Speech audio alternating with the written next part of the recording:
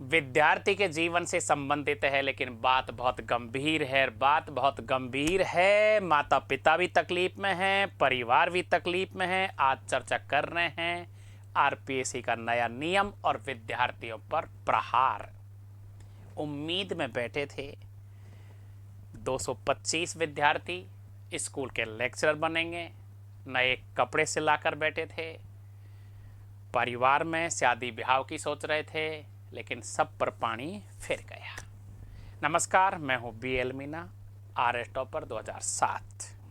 आइए चर्चा करते हैं आपके जीवन में आगे की चेतावनी के साथ और कैसे आप अगली नौकरी हाथ में ले सकते हो, नेगेटिव से कैसे बचोगे। आरपीएससी नियम बदलेगी नहीं, नियम के अनुसार चलना पड़ेगा, परिवर्तन को स्वीकार करना पड़ेगा। लेकिन BA किया है, MA किया है, B.Ed किया है, नौकरी भी जरूरी है। पलायन नहीं करेंगे और पक्का लगेगी, इस विश्वास के साथ आ जाइए। तो देखिए, राजनीति विज्ञान में आपके पद कितने थे फर्स्ट ग्रेड स्कूल लेक्चर में? 225। अब 225 पद है तो इसका मतलब है कि 225 विद्यार्थियों की नौकरी तो लगेगी। लगेगी या नहीं लगेगी? यस या नो? यस। अब फॉर्म आए 84,886। देख करके डर लगता है कि पद इतने से हैं, फॉर्म ज्यादा है। जो डरपोक है, जो डर गया, वो तो यहीं घबरा गया। संख्या पदों की कम है और फॉर्म में ज्यादा है। लेकिन देखिए, परीक्षा देने कितने गए? 45,674। चलिए, संतोषजनक बात, एग्जाम हुई 6 जुलाई 2025 को। 225 परिवार इस आस में बैठे थे कि बेटा और बेटी की नौकरी लगेगी, जीवन आगे बढ़ेगा। लेकिन बहुत बड़ा प्रहार हुआ। 23 सितंबर की नौकरी सिर्फ लगी 6 जनों की। कितनों की लगी? सिर्फ 6 जनों की। लगनी कितने की थी? 225 की। तो कितने परिवारों ने नौकरी के सपने पाले थे? 225 ने। 225 के सपने टूटे। कितने के टूटे? 219 के। 6 जनों की नौकरी तो लग गई फर्स्ट ग्रेड। इसका मतलब कि दुनिया में ये IAS से भी ज्यादा बड़ी नौकरी साबित हो रही है। 45,674 में से कितने विद्यार्थी पास होने थे? 225। लेकिन कितने हुए? 6। फेल कितने हुए? कितने हुए?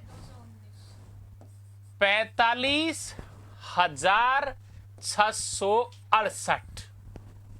लो, हो गया गड़बड़,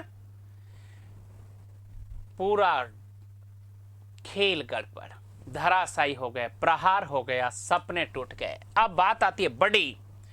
आरपीएससी ने कितने विद्यार्थियों को सिलेक्टेड करने के लिए करोड़ों रुपए खर्च करके परीक्षा का आयोजन कराया? कितने विद्यार्थियों के लिए?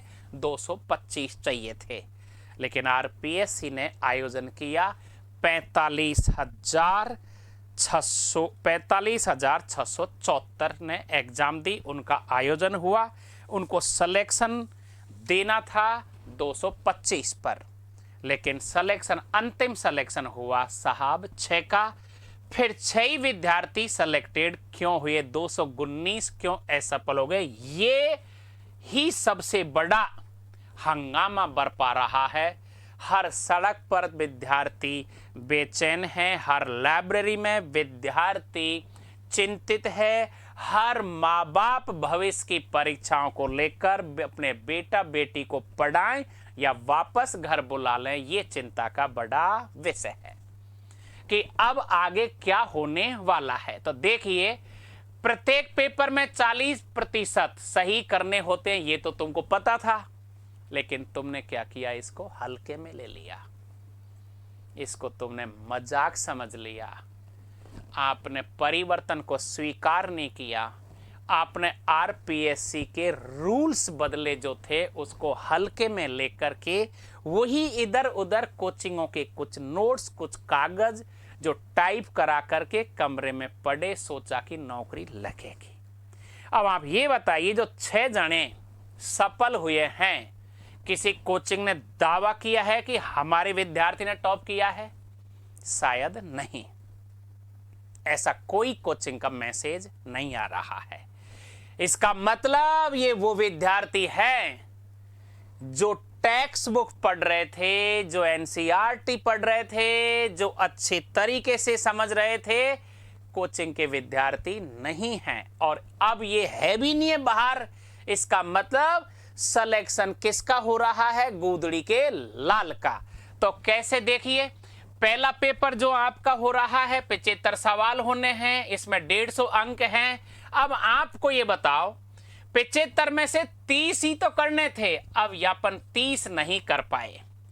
150 सवाल सेकंड पेपर में, अंक 300 हैं, कितने सही करने थे? 60 नहीं कर पाए। तो अब सवाल है हंगामा बरपा। कौन सा हंगामा बरपा? देखिए, 6 प्रतियोगियों ने ही 40% सही करने की ये जो लक्ष्मण रेखा पार की है, अर्थात 219 पद खाली रह गए। क्या आप सोच रहे हो आरपीएससी 219 पद खाली रखना चाहती है? कोई नहीं रखना चाहता, सरकार नहीं रखना चाहती। इतना धन आपके ऊपर खर्च किया, लेकिन 219 पद खाली रहे। आरपीएससी भी चिंतित है, तो आपके माता पिता भी चिंतित है, और आपके अच्छे टीचर भी चिंतित हैं। सवाल है, आपने इसे हल्के में लिया था।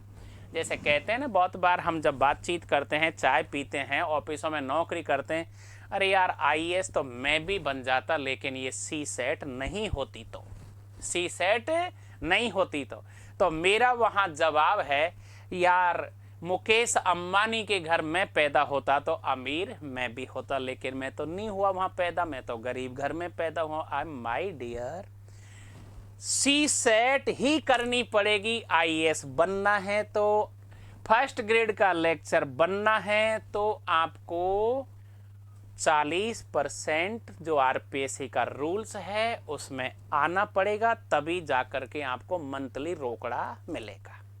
अब सवाल है आगे क्या करें। चलो, ये तो हमारी आपकी सामान्य डिस्कस है। तो हंगामा क्यों बरपा?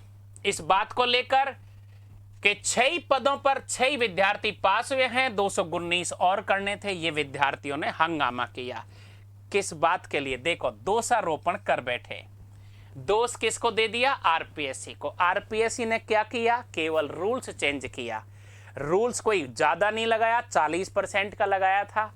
अब आप ये बताइए, आपका दूसरा हंगामा किस पर जा रहा है?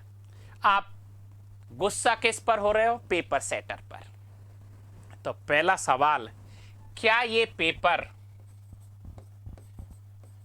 जो आया था सिलेबस के अंदर से था या सिलेबस के बाहर से था? यस या नो?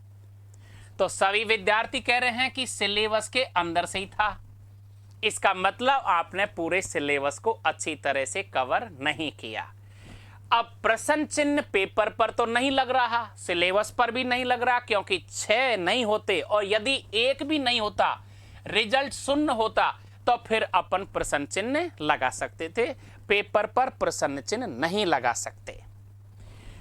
45,674 जब परीक्षा देने बैठते हैं तो उनको पहले से ही पता था कि दोनों पेपरों में 40% करना अनिवार्य है।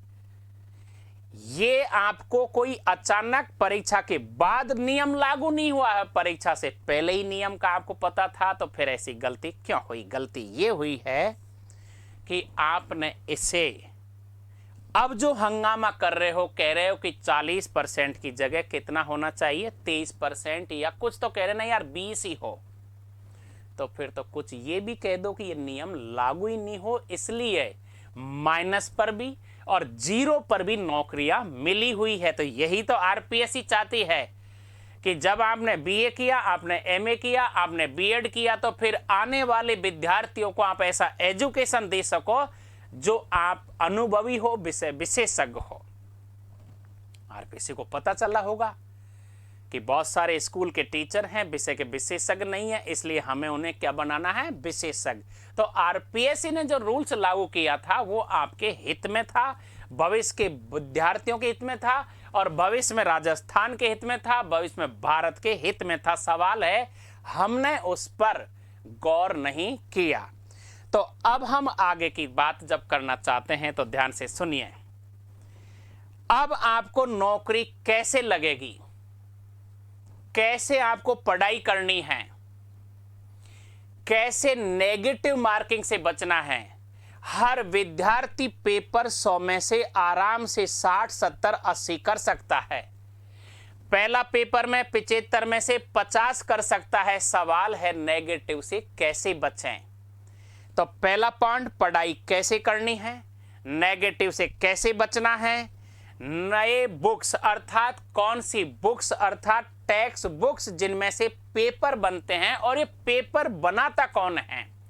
पेपर वही बनाते हैं जो विश्वविद्यालय के प्रोफेसर होते हैं, पेपर वही बनाते हैं जो विषय के विशेषज्ञ होते हैं, पेपर वही बनाते हैं जो राष्ट्रीय अंतर्राष्ट्रीय मंचों पर बड़े बड़े डिबेट्स में जाकर के सब्जेक्टों की प्रॉब्लम्स पर बात करते हैं। तो वो कोई सामान्य किताब में से नहीं, कोई सामान्य नोट्स में से नहीं, वो कहां से बनाएंगे? टेक्स्ट बुक्स में से, एनसीईआरटी में से, रेफरेंस बुक्स में से। तो आपको वहीं से नोट्स बनाने हैं और आपको फर्स्ट पेपर में 75 में से 50 कैसे सही करने हैं, सेकंड में 150 में से 120 कैसे सही करने हैं, टॉप रैंक कैसे लानी है, यह सब जानने के लिए, यह सब करने के लिए अगले वीडियो में आप इंतजार करिए। अगला रिजल्ट आपके पक्ष में ही आएगा। कौन से विषय पे बात होगी? पहला सवाल, पढ़ाई कैसे करनी है, नेगेटिव मार्किंग से कैसे बचोगे, कैसे नोट्स बनाओगे, टेक्स्ट बुक्स कौन सी खरीदोगे और किस तरह से आपको 75 में से 50, 150 में से 120 करने हैं। सबसे बड़ा सवाल आता है, हर कोई पढ़ लेता है लेकिन सब पेपर हर कोई हल नहीं कर पाता है। इससे भी बड़ा सवाल, नेगेटिव से बचना है, अगली परीक्षा में टॉप रैंक लानी है। अगले वीडियो में आप मेरे साथ डिस्कस करोगे, कमेंट्स बॉक्स में लिखेंगे कि मुझे आपको क्या क्या मदद करनी है। क्यों? मैं भी आपकी तरह कभी चिंतित रहता था, लेकिन जैसे ही मैंने कभी राजस्थान टॉप किया था आरएस में, तो मैंने वो सब चीज़ें पढ़ी जो मैं आपको बता रहा हूँ। Thank you very much.